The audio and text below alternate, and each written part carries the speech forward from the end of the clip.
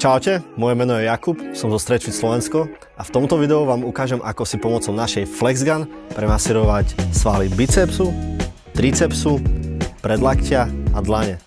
Tak poďme na to. Pre efektívnu masáž bicepsu a tricepsu zvoľte plochý nadstavec a pomaly pokrývajte celú svalovú skupinu od úrovne pod lakťom až po úroveň pod ramenom. Každej svalovej partii venujte zhruba 30 sekúnd a následne pokračujte na druhej strane.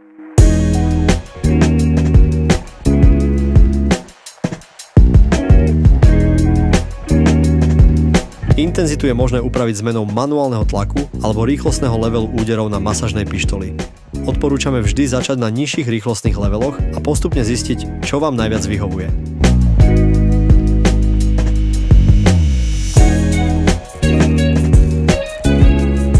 Pre pohodlnú masáž predlaktia zvoľte vidlicový nadstavec. Pomaly pokrývajte celú svalovú skupinu a hľadajte stuhnuté alebo bolestivé oblasti.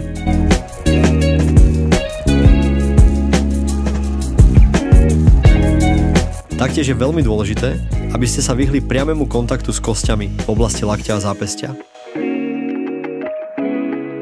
Skúste sa najprv zamerať na celé predlaktie a postupne sa cez spodok a vrch predlaktia presúvajte až po úroveň tesne pod lakťom.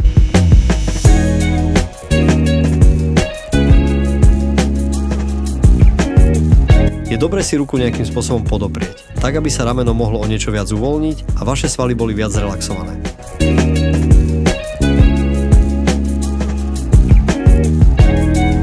Pre masáž dlane taktiež použite vidlicový nadstavec. Avšak je veľmi dôležité znížiť rýchlostnú úroveň na minimum a postupne aplikovať masáž. Pre čo najefektívnejšiu masáž pomaly presúvajte masážnu pištoľ po celej dlani. A na záver, radi by sme vás upozornili, aby ste sa vyhli priamému kontaktu s kostiami v oblasti zápestia a prstov.